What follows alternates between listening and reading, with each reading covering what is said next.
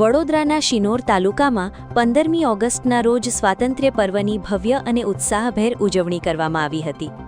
તાલુકા કક્ષાનો કાર્યક્રમ પુનિયાદ ગામની પ્રાથમિક શાળા ખાતે યોજાયો હતો, જ્યાં શિનોર મામલતદાર મુકેશભાઈના હસ્તે રાષ્ટ્રધ્વજ ફરકાવવામાં આવ્યો હતો.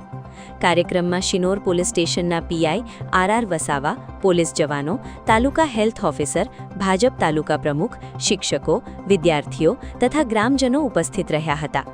શાળાના બાળકોએ દેશભક્તિ ગીતો સહિત વિવિધ સાંસ્કૃતિક કાર્યક્રમો રજૂ કરી રાષ્ટ્રભક્તિનો માહોલ સર્જ્યો હતો.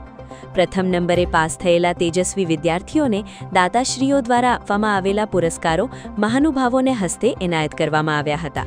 સાથે જ શાળા પરિસરમાં વૃક્ષારોપણ પણ કરવામાં આવ્યું હતું.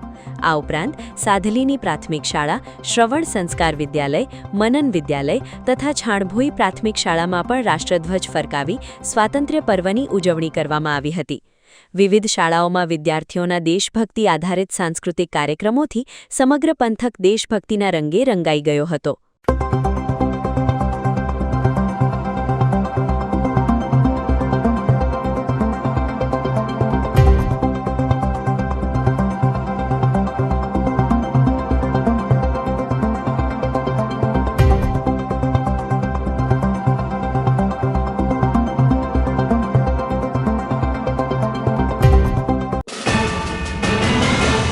યુટ્યુબ પર KNK મીડિયા નેટવર્કને સબસ્ક્રાઇબ કરો, ફેસબુક અને ઇન્સ્ટાગ્રામ પર ફોલો કરો અને દરેક પોસ્ટને લાઇક અને શેર કરવાનું ભૂલશો નહીં.